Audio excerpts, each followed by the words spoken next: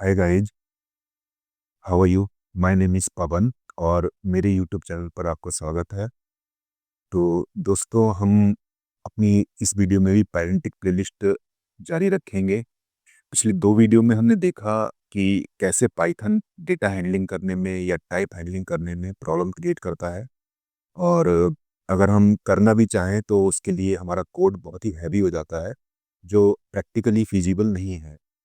और दूसरी वीडियो में, लास्ट वीडियो में, हमने देखा कि कैसे पेरेंटिक इस चीज़ को काफ़ी इजीली हैंडल कर लेता है।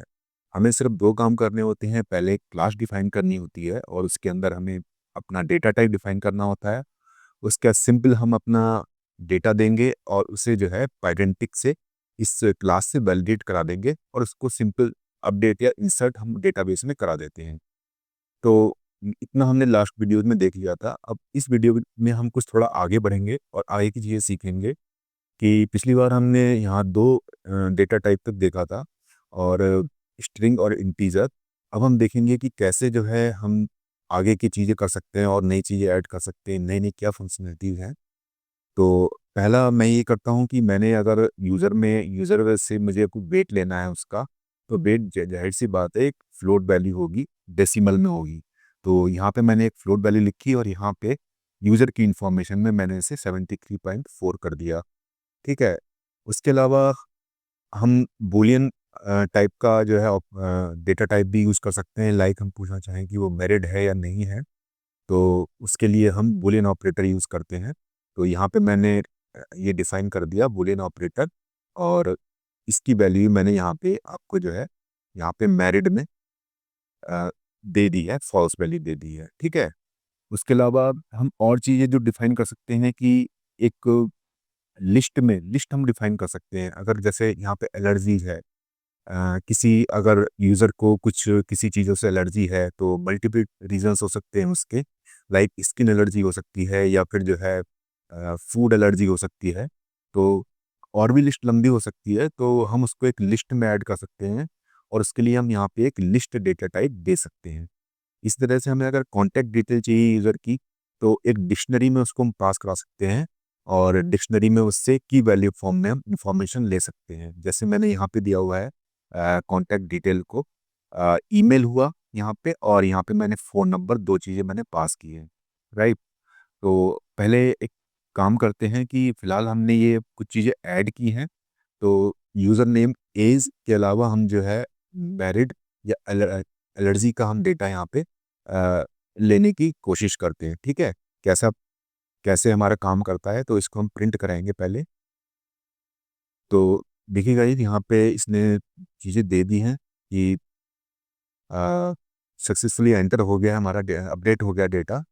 पहले तो नाम दिया है, फिर एज हो गया। यहाँ पे जो है हमने वैल्यू दी थी यहाँ पे मैरिड की फॉल्स, यहाँ पे इसने प्रिंट कर दिया है। एलर्जीज हमने दी थी यहाँ पे स्किन और फूड, वो इसने प्रिंट कर दिया है।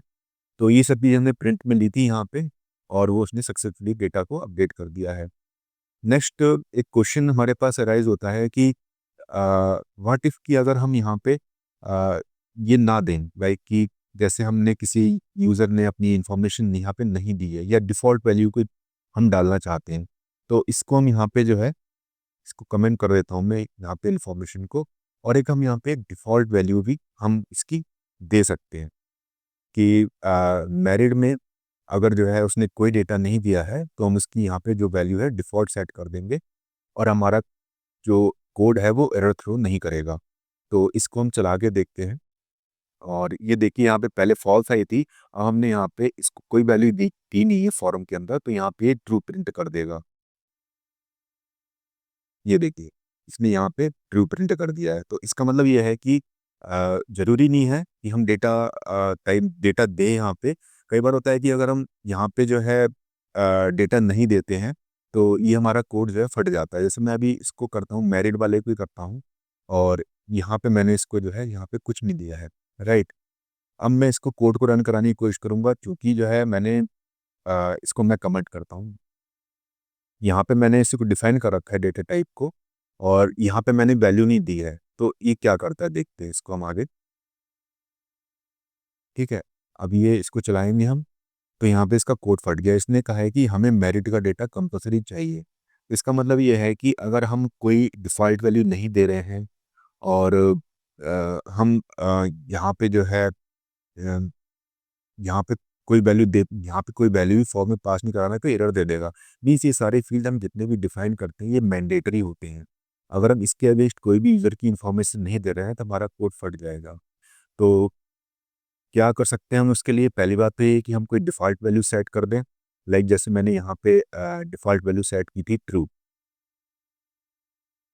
तब हमारा कोड काम कर जाएगा। यहाँ पे हम ना दें मैरिड वाली इन्फॉर्मेशन तो ये हमारा कोड चल जाएगा क्योंकि हमने एक डिफ़ॉल्ट वैल्यू इसकी सेट कर रखी है। इसको मैं फिर चला के दिखा देता हूँ एक बार आपको। तो ये देखिए यहाँ पे इसने ट्रू प्रिंट कर दिया। और दूसरा तरीका होता है कि हम फ़ील्ड को ऑप्शनल कर दें। ठीक है? जैसे एलर्जी का फ़ील्ड है हम इसको ऑप्शनल कर दें और इसके लिए हमें जो है एक पाइथन का बाय डिफ़ॉल्ट एक पाइथन की लाइब्रेरी में एक फ़ंक्शन मिलता है जो इनबिल्ट होता है और उसमें से हम ये ऑप्शनल को हम इंपोर्ट कर सकते हैं और यहाँ पे हम जो भी लिस्ट में जो इन्फॉर्मेशन दे रहे हैं उसके आगे हम ऑप्शनल लगा देंगे। वो ऑप्शनल लगाने से क्या होता है कि अगर यहाँ हम यहाँ पे इसको एलर्जी ना दें, इसको हम एलर्जी वाला फ़ील्ड हम ब्लैंक रखें, तब भी ये कोड हमारा काम कर जाएगा और इसकी जगह जो है हमें ये नन प्रिंट करके दे देगा क्योंकि हम ऑप्शनल दे रहे हैं और साथ में डिफ़ॉल्ट वैल्यू भी इसको हम दे रहे हैं। तो ये नन प्रिंट कर देगा यहाँ पे। तो मैं इसको चला के दिखाता हूँ आपको। देखिए, यहाँ पे नन आ गया क्योंकि यहाँ पे हमने इसको जो है ऑप्शनल रखा है और साथ में हमने इसको एक जो है नन वैल्यू हमने दे दी है। अगर हम नन वैल्यू नहीं देंगे तब भी कोड चल जाएगा। तो ये चीज़ें हमने देखी। उसके अलावा कुछ चीज़ें मैं आपको बताना चाहता हूँ कि यहाँ पे हम जो है सिंपल लिस्ट का भी यूज़ कर सकते थे जो पाइथन के अंदर आती है। लेकिन यहाँ पे हमने उसको यूज़ नहीं किया है। कारण क्या है कि इस लिस्ट में हम कोई भी डेटा दे सकते हैं लेकिन हमें यहाँ पे क्या चाहिए कि लिस्ट के अंदर डेटा जो है हमें स्ट्रिंग फॉर्मेट में चाहिए। जैसे हमने यहाँ पे एलर्जी दी थी वो स्किन स्ट्रिंग फॉर्मेट में है, ये फूड जो है स्ट्रिंग फॉर्मेट में है, तो हमें लिस्ट के अंदर का डेटा हमने डेटा टाइप डिफाइन कर दिया है। लेकिन सिंपल पाइथन लिस्ट में ये फैसिलिटी नहीं है। अगर हम इसे कोई और भी डेटा देंगे तो ये जो है चल जाएगा। ऐसे ही डिक्शनरी है, कॉन्टैक्ट डिटेल हमने 2 कॉन्टैक्ट डिटेल दिए हैं। तो यहाँ पे जो है एक तो हमने ईमेल दिया है और एक यहाँ पे फ़ोन नंबर दिया है। तो इसमें भी हमने डिफाइन कर दिया है कि की जो है जो की है वो भी स्ट्रिंग होगी और वैल्यू वो भी स्ट्रिंग होगी। जैसे ईमेल यहाँ पे स्ट्रिंग है और इसकी वैल्यू जो है ये भी स्ट्रिंग है, राइट? तो ये हमारा जो है इस तरह से कोड काम करता है। लेकिन व्हाट इफ अगर मैं यहाँ पे स्ट्रिंग में डिफाइन तो कर दिया है लेकिन इसको मैं अगर कोई फील्ड हमने मैं इसको चेंज करने की कोशिश करता हूँ। जैसे मैंने ये फ़ोन को ही चेंज कर दिया, फ़ोन को मैंने इंटीजर कर दिया। अब चूँकि मैं यहाँ पे पहले से स्ट्रिंग फॉर्मेट इसको बता चुका हूँ तो ये वैल्यू एक्सेप्ट नहीं करेगा और एरर थ्रो कर देगा। तो मैं इस कोड को चला के दिखाता हूँ। ये देखिए, कॉन्टैक्ट डिटेल के बारे में इसने हमें जो है एरर जो है दे दी कि contact detail phone number must be a valid string और यहाँ पे हमने इंटीजर दिया है। तो इस तरह की बहुत सारी फ्लेक्सिबिलिटी जो है हम यहाँ पे यूज़ कर सकते हैं विद स्पेशल डिक्ट और list type from typing module. ठीक है? तो ये 2 चीज़ें हो गई और इसके अलावा 1-2 चीज़ें और हैं जो मुझे आपको बतानी है कि मैं कुछ और फ़ील्ड ऐड करूँगा। दूसरी फ़ाइल में मैंने बनाई हैं चीज़ें ताकि फ़ाइल बहुत हेवी ना हो जाए कि अगर मेरे को जो है यहाँ पे एक ईमेल एड्रेस भी यूज़र से लेना है और एक वेब एड्रेस भी लेना है, किसी की जैसे पर्सनल पोर्टफ़ोलियो होता है या किसी की लिंक्डइन प्रोफ़ाइल है, वो मुझसे लेना चाह रहे हैं, तो हम यहाँ पे उसको ले सकते हैं। ठीक है? तो उसके लिए सिंपल हमें क्या करना होगा कि यहाँ पे ईमेल स्ट्रिंग यहाँ से इंपोर्ट करना पड़ेगा और यहाँ से एनी यूआरएल में पाइडेंटिक से इंपोर्ट करना पड़ेगा और जब हम डेटा अपना डेटा टाइप डिफाइन करेंगे तो यहाँ पे ईमेल को हम स्ट्रिंग दे देंगे, ईमेल स्ट्रिंग दे देंगे और वेब यूआरएल को एनी यूआरएल दे देंगे।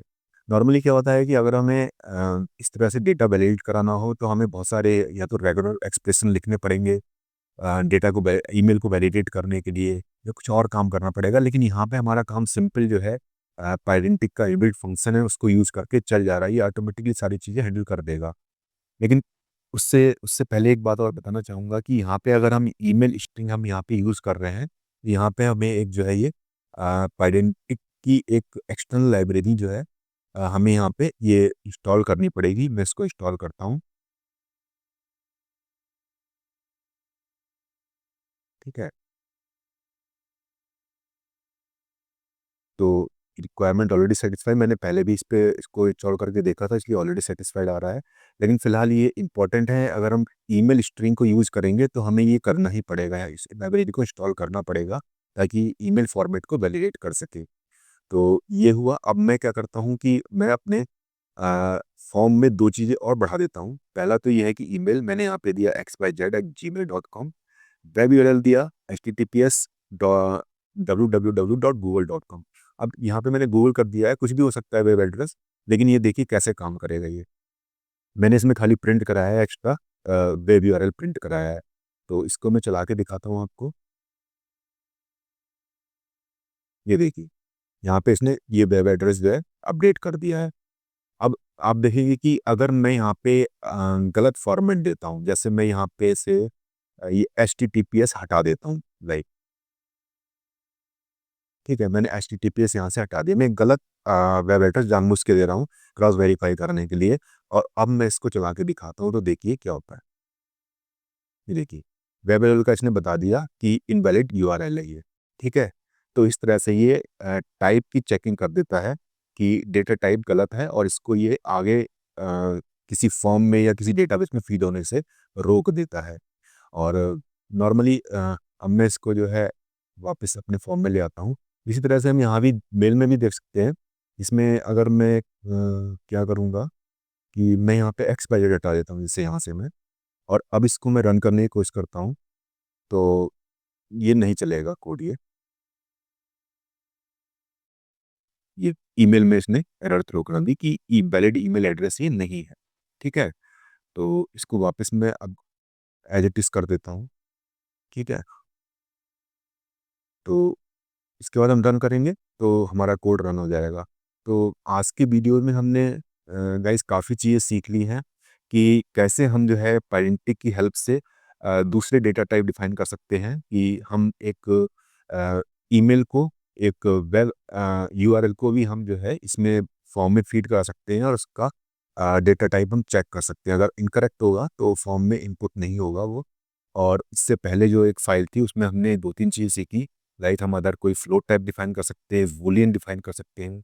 बाय डिफ़ॉल्ट ये चीज़ें मैंडेटरी होती हैं, तो हमें हमारे पास 2 ऑप्शन है, या तो इसको एक डिफ़ॉल्ट वैल्यू दे दें, या फिर हम एक ऑप्शनल जो फ़ील्ड होता है यहाँ पे, ये ऑप्शनल जो होता है, टाइपिंग का एक मॉड्यूल होता है ऑप्शनल, वो इसके आगे लगा देंगे, तभी एरर थ्रो नहीं करेगा। अदरवाइज़ यहाँ पे हम डिफाइन कर देते हैं, यहाँ पे इस क्लास में हम डिफाइन कर देते हैं, और इसके बाद फॉर्म में हम इस चीज़ को नहीं देते हैं, तो हमारी एरर थ्रो हो जाएगी। तो ये हमारे ऊपर डिपेंड करता है कि हमें कैसे जो है डेटा को एंटर कराना है। तो गाइज आज के वीडियो में बस इतना ही, और इसके आगे ही बहुत सारी चीज़ें हैं जो पैरेंटिक में हमें हेल्पफुल लगती हैं, और इससे हमारा कोड जो है या कोई भी इनपुट लेना हमारे लिए बहुत आसान हो जाता है। तो उसके बारे में, जैसे हम कोई यहाँ पे एज का है, तो एज अगर हम कोई एक पर्टिकुलर रेंज देना चाह रहे हैं कि इस पर्टिकुलर रेंज के अंदर ही हमारी डेट फीड होनी चाहिए, अगर एज है तो फीड होनी चाहिए, अदरवाइज एरर आनी चाहिए, तो उस चीज़ को भी हम हैंडल कर सकते हैं। लेकिन ये आज के वीडियो का टॉपिक नहीं है, इसको हम, क्योंकि वीडियो लंबा हो जाएगा, और मेरा टारगेट ये है कि आपको छोटे-छोटे कोड की हेल्प से और छोटे-छोटे वीडियो की हेल्प से आइडेंटिटी के कॉन्सेप्ट बहुत अच्छे से क्लियर कर दूँ। और गाइस अगर आपको इसमें कोई प्रॉब्लम लगती है तो मुझे ज़रूर कमेंट करके बताइए, और साथ ही इस चैनल को सब्सक्राइब कर लीजिए और बेल आइकन को ज़रूर दबा दीजिए, ताकि आपको नेक्स्ट वीडियो, आपको उसका नोटिफिकेशन आपको मिल जाए। तो तब तक के लिए bye bye, thanks for watching the video, good bye.